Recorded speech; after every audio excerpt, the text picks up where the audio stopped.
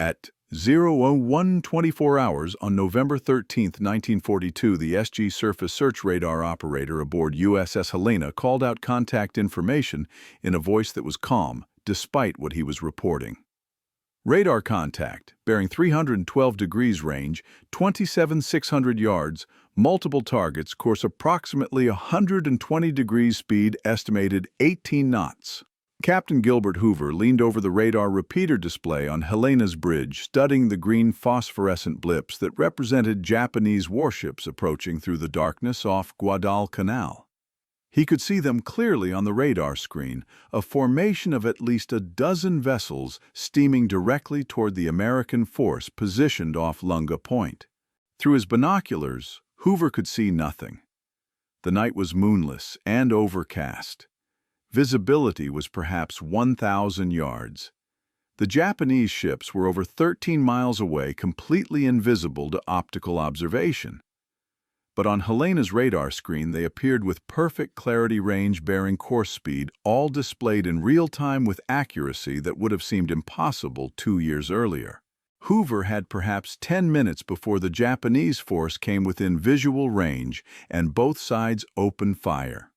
In those 10 minutes, he would position Helena for the perfect ambush, would calculate firing solutions for targets his gunners could not see, would prepare to execute the kind of night surface engagement that American cruisers had been losing consistently since the war began. The Japanese Navy owned the night. Their sailors trained for decades in low-light operations, their optical equipment was superior, their tactics were refined through constant practice. But tonight, for the first time, the Americans would see the Japanese before the Japanese saw them. Tonight, technology would trump training. Tonight, USS Helena would demonstrate that radar had revolutionized naval warfare, and night fighting would never be the same. USS Helena was a Brooklyn-class light cruiser, the second ship to carry the name, built at the New York Navy Yard and commissioned on September 18, 1939. She displaced 10,000 tons, standard measured 608 feet long, and could make 32.5 knots at full power. Her main armament consisted of 15 6-inch 47 caliber guns in 5 triple turrets, 3 forward and 2 aft. This was the heaviest main battery armament of any American light cruiser, giving Helena devastating firepower in surface engagements. Secondary armament included 8 5-inch 25 caliber anti-aircraft guns, and later in her service numerous 40mm and 20mm weapons. But Helena's most important weapon in November 1942 was invisible, her SG surface search radar. This equipment, installed during a refit in 1942, represented the cutting edge of American radar technology. The SG radar operated at 3 GHz frequency using a 10-centimeter wavelength, providing much better resolution than earlier radars. The system could detect surface ships at ranges exceeding 15 miles, track multiple targets simultaneously, and provide accurate bearing and range information that could be fed directly to fire control systems. The radar antenna was mounted on Helena's foremast, rotating continuously at 15 revolutions per minute, scanning 360 degrees. The display was a plan position indicator showing a map-like view with Helena at the center, and contacts appearing as bright blips at their actual bearing and range. This was revolutionary. Earlier radars showed contacts as spikes on an oscilloscope, requiring trained operators to interpret the display. The PPI display was intuitive, allowing anyone who could read a map to understand the tactical situation at a glance. But having advanced technology was only part of the solution. Helena's crew had to learn to fight using radar, to trust electronic information over their own eyes, to calculate firing solutions for targets they could not see. This required a fundamental change in how naval officers thought about night combat. For centuries, naval battles had been visual. Commanders positioned their ships based on what they could see. Gunners aimed at targets they could observe. The idea of firing at something detected only by electronic means, trusting machines over human observation, contradicted every instinct developed through years of training. Captain Gilbert Hoover understood this challenge. He had taken command of Helena in May 1942 and had spent months training his crew to fight using radar. Hours of drills practicing tracking exercises, conducting simulated engagements where radar operators called out targets and gunnery officers calculated solutions without visual confirmation. By November 1942, Helena's crew could fight effectively in complete darkness, trusting their radar to provide accurate information and their fire control systems to deliver accurate fire. This capability was desperately needed. Since the Guadalcanal campaign began in August 1942, American surface forces had fought a series of night engagements against the Japanese Tokyo Express runs, fast destroyer and cruiser forces that raced down the slot to bombard Henderson Field and deliver supplies to Japanese forces on Guadalcanal. The results had been catastrophic for the Americans. On August 9, 1942, the Battle of Savo Island saw Japanese cruisers surprise and destroy 4 Allied cruisers in a night action that lasted 32 minutes. Over 1,000 Allied sailors died. The Japanese suffered minimal damage.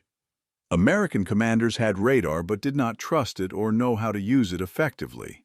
The result was tactical massacre. In October, the Battle of Cape Esperance saw American forces achieve surprise against a Japanese force, but the victory was marred by confusion, friendly fire, and near disaster when American ships lost track of which vessels were friendly and which were hostile. American forces had better radar than in August, but coordination and tactics remained poor. By November 1942, the situation was critical. Japanese forces were preparing a major push to recapture Henderson Field.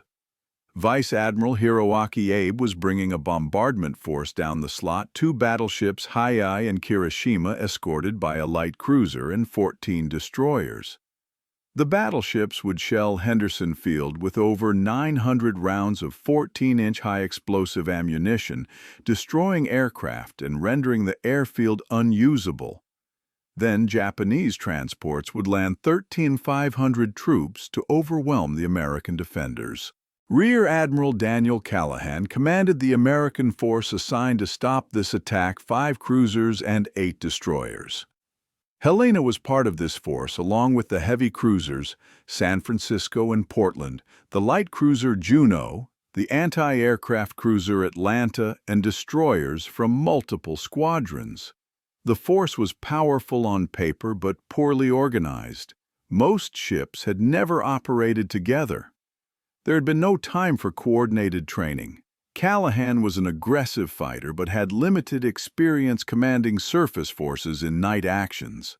On the evening of November 12, 1942, Callahan's force steamed north from Guadalcanal to intercept the Japanese bombardment force. Intelligence indicated the Japanese would arrive after midnight. Callahan positioned his ships in a single column, 4 destroyers in the lead, then Atlanta, San Francisco, his flagship, Portland, Helena, Juneau, and 4 more destroyers bringing up the rear. This formation was designed for simplicity, allowing all ships to follow the leader without complex maneuvering. But the formation had a critical flaw.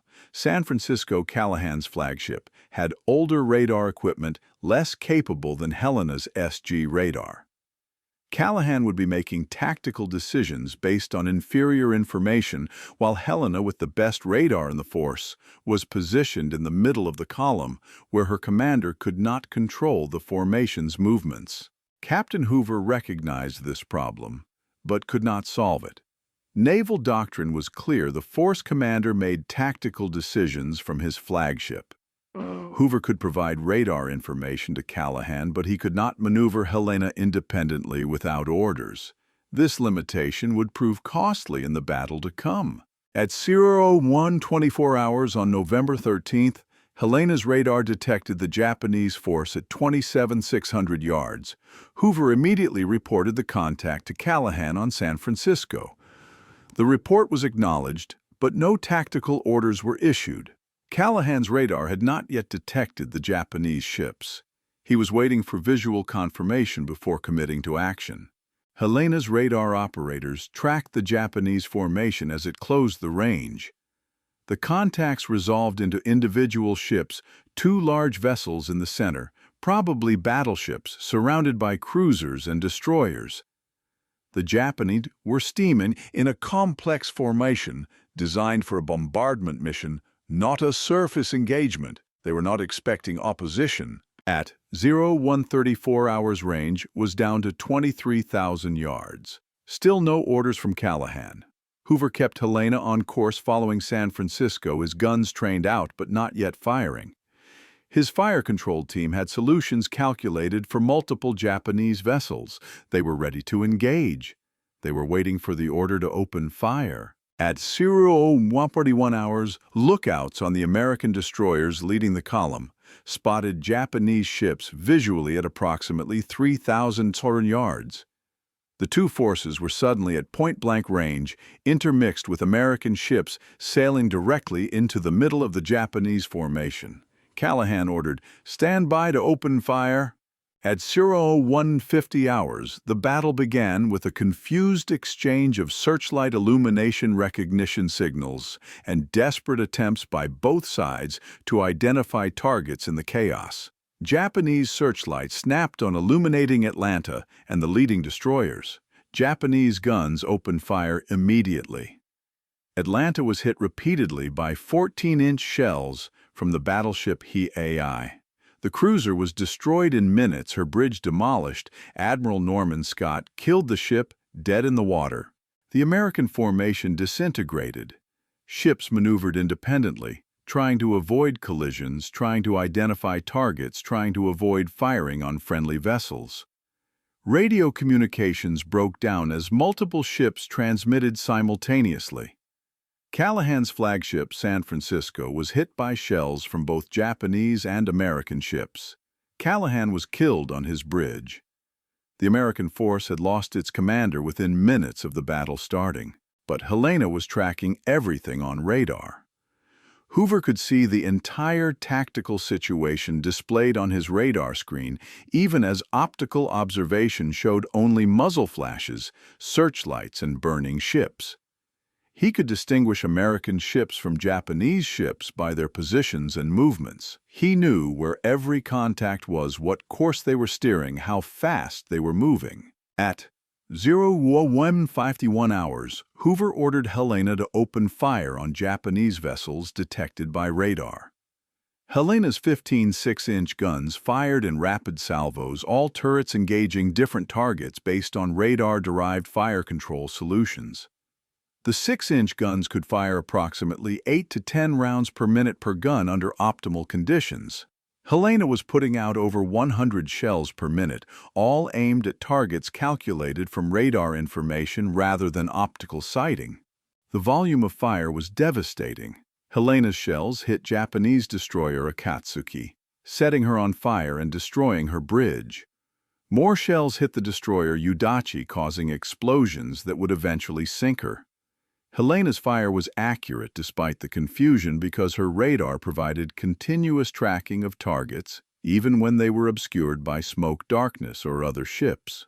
At 150 hours, Helena's forward turrets engaged the battleship He, which was visible as a massive radar contact approximately 4,000 yards away. The 6-inch shells could not penetrate Hi's armored belt, but they destroyed her superstructure, knocked out fire control systems, and killed dozens of crew members. Hi's ability to direct effective fire was severely degraded by Helena's continuous shelling.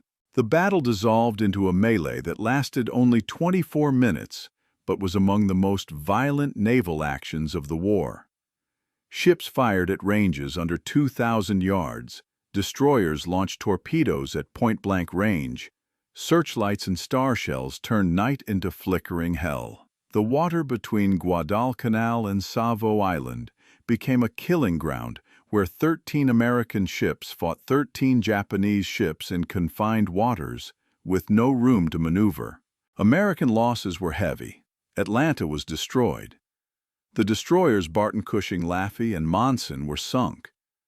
San Francisco, Portland, and Juneau were all damaged, Juneau so badly that she would sink the next day from submarine torpedo attack. Over 700 American sailors died in the engagement. Japanese losses were also significant. The destroyers Akatsuki and Udachi were sunk.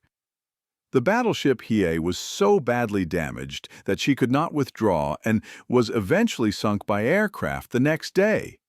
The destroyer Amatsukaze was damaged. Most importantly, Admiral Abe's mission failed. The bombardment of Henderson Field did not occur. The transports carrying Japanese reinforcements were forced to turn back. Helena survived the battle with minor damage. Her radar-directed fire had been the most effective gunnery in the American force. She had hit multiple targets, contributed to sinking 2 destroyers, helped damage the battleship Hiei, and had done all of this while maneuvering through a confused melee where most ships struggled to distinguish friend from foe. Hoover's after-action report was blunt. Radar fire control proved decisive. Helena engaged and hit multiple targets that were never visually observed by gun crews. The ability to track all contacts simultaneously provided situational awareness that was impossible to achieve through optical observation alone. Recommend all cruisers be equipped with SG radar and trained to fight primarily using radar rather than visual sighting.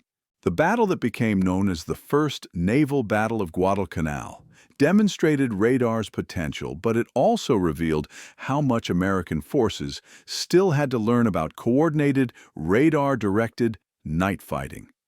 The victory was tactical but costly. Better coordination and tactics could have achieved the same result with fewer losses. 2 nights later, on November 14, 1942, Helena would get another opportunity. A second Japanese bombardment force was approaching the battleship Kirishima, 4 cruisers and 9 destroyers. This time, the American force was better organized. Rear Admiral Willis Lee commanded from the battleship USS Washington. The force included Washington, the battleship South Dakota, and 4 destroyers. Helena was not part of Lee's force, but she provided radar coverage from her position off Lunga Point, tracking the Japanese approach and transmitting information to Washington. Lee understood radar's value.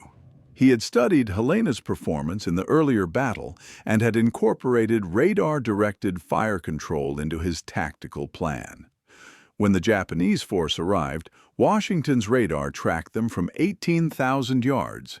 Lee waited until the range closed to 8,400 yards, then opened fire with radar-directed salvos that destroyed Kirishima in 7 minutes.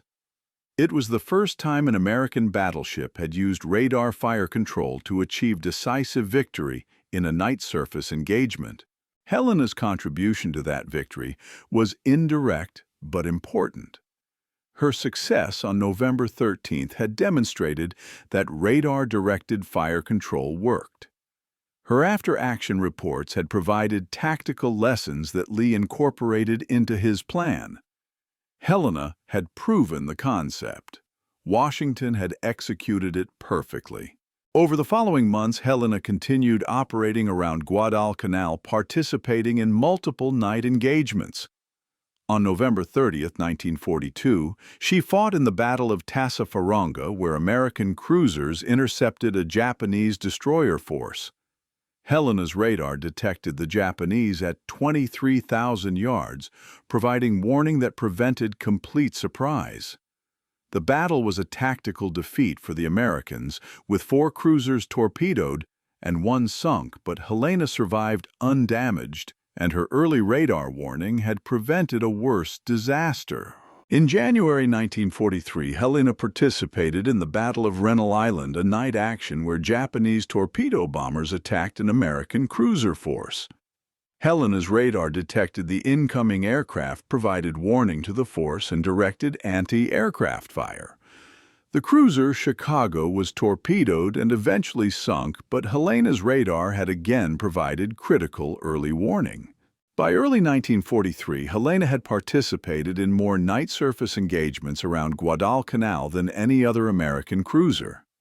Her radar had proven its value repeatedly. She had become the test platform for tactics and procedures that would be adopted fleet-wide. Other cruisers were being retrofitted with SG radar. Training programs were being established to teach crews how to fight using radar. The lessons learned from Helena's combat experience were transforming American naval tactics. On March 6, 1943, Helena fought in the Battle of Blackett Strait, engaging Japanese destroyers attempting to evacuate troops from New Georgia. Helena's radar detected the destroyers at 24,000 yards. Her fire control team calculated solutions and engaged at 18,000 yards, achieving hits before the Japanese knew American ships were present. The Japanese destroyers were forced to withdraw without completing their evacuation mission. On July 6, 1943, Helena fought her final battle in the Battle of Kula Gulf. American forces intercepted Japanese destroyers on another Tokyo Express run. Helena's radar detected the Japanese force at 22,000 yards, and she immediately opened fire. Her 15 6-inch guns fired continuously for 20 minutes, hitting multiple targets. The Japanese destroyer Niizuki was set on fire and later sank. Other Japanese vessels were damaged. But this time, Japanese destroyers launched torpedoes from long range over 10,000 yards using tactics developed specifically to counter American radar advantages. 3 long lance torpedoes hit Helena in rapid succession. The explosions broke the cruiser in half. The bow section sank immediately. The stern remained afloat for several minutes before sinking. 168 crew members were killed. Over 700 survivors went into the water and were eventually rescued by destroyers. Captain Hoover survived and later commanded other vessels. He never stopped advocating for radar-directed fire control and the tactical changes necessary to exploit radar's capabilities. His leadership had transformed Helena from a conventional cruiser into the Navy's premier night-fighting vessel, and his tactical innovations had influenced American naval doctrine for the rest of the war. Helena's loss was mourned throughout the fleet. She had served for less than 4 years but had participated in more night surface actions than almost any other American cruiser. She had demonstrated radar's potential, proven new tactics, and shown that American forces could master night fighting despite Japanese advantages in training and experience. The legacy of Helena's radar-directed night fighting extended far beyond her own actions. By mid-1943, every American cruiser and destroyer was being equipped with SG radar. Training programs taught crews to fight primarily using radar rather than optical sighting. Tactical doctrine emphasized radar-directed fire at long range rather than closing to visual range. These changes, driven largely by Helena's combat experience, gave American forces decisive advantages in the night actions that continued throughout the Pacific campaign. The technical evolution continued. Later radar systems provided better resolution, longer range, and integration with automated fire control. By 1944, American cruisers could engage targets at night with accuracy that matched or exceeded daylight gunnery. Japanese forces, which had dominated night fighting in 1942, found themselves increasingly unable to compete against American radar capabilities in 1943 and 1944. The Battle of Empress Augusta Bay in November 1943 saw American cruisers equipped with advanced radar defeat a Japanese force in a night action where American gunnery was devastatingly accurate at ranges exceeding 15,000 yards. The Battle of Cape St. George in November 1943 saw American destroyers use radar to ambush and destroy 3 Japanese destroyers without suffering any damage. These victories were built on tactics and procedures developed by Helena and refined through constant training and technological improvement. The broader lesson was clear technology could overcome training and experience if properly integrated into tactics and doctrine. Japanese forces had trained for decades in night operations. Their optical equipment was superior, their torpedoes were the best in the world. But radar gave American forces the ability to see farther track more accurately and engage before the Japanese could respond.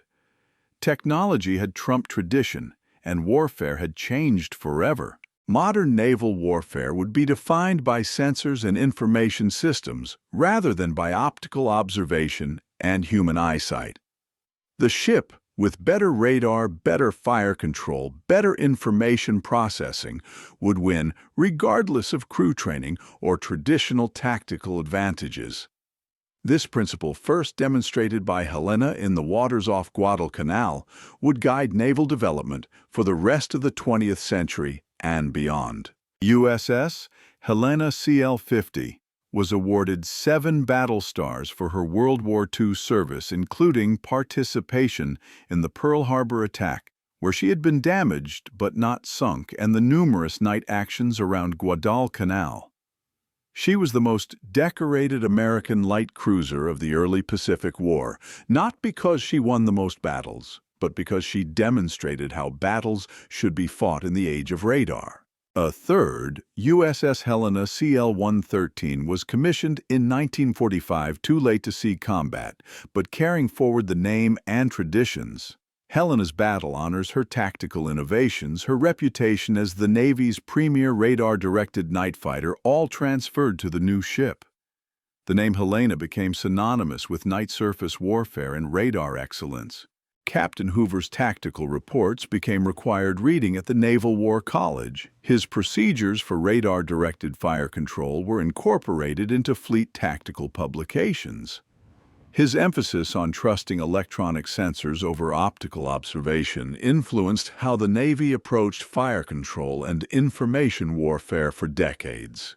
The crew members who served aboard Helena during her time as the Pacific Fleet's night fighting specialist became instructors at training schools, passing their combat experience to new crews. The lessons they learned under fire in the waters around Guadalcanal saved lives throughout the rest of the war as other ships adopted their tactics and procedures. Helena's wreck lies in approximately 900 feet of water off the coast of New Georgia in the Solomon Islands. She was located by Robert Ballard's expedition in 1992. The wreck is in 2 pieces, bow and stern, separated by the torpedo hits that broke her apart. The site is designated a war grave and is protected from disturbance. Today, modern warships carry radar systems that would seem like science fiction to Helena's crew. Phased array radars can track hundreds of targets simultaneously. Fire control systems can engage multiple targets with missiles that home on radar reflections. Warfare has moved from visual range to beyond the horizon, with engagements occurring at distances measured in hundreds of miles rather than thousands of yards. But the principle remains the same: the ship with better information wins. Helena demonstrated that principle in 1942 when her SG radar gave her eyes that could see through darkness, track through smoke, and aim through chaos. She proved that technology properly employed could revolutionize warfare. And she paid the ultimate price, sunk by an enemy who adapted to the new reality and developed tactics to counter American technological advantages. The story of USS Helena is the story of a revolution in naval warfare compressed into 18 months of combat.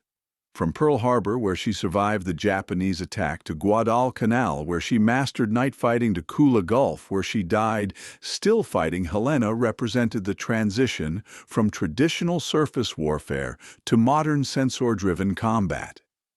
Her legacy lives on in every warship that relies on radar, in every fire control system that engages targets beyond visual range, in every tactical doctrine that emphasizes information superiority over traditional advantages. Captain Hoover, Standing on Helena's bridge at Aro 124 hours on November 13, 1942, watching radar contacts approach through darkness, his eyes could not penetrate, was witnessing the future.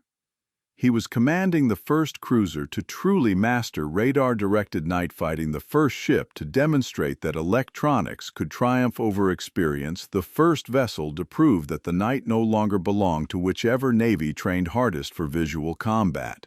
The Japanese owned the night in 1942 because they had trained for it, prepared for it, perfected tactics for it. But USS Helena showed that radar changed everything. The night belonged to whoever could see farthest, track most accurately, and shoot most precisely.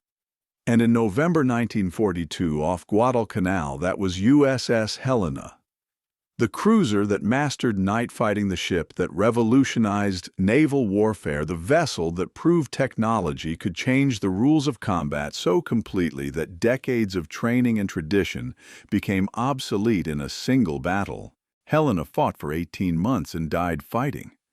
But in those 18 months, she changed naval warfare forever.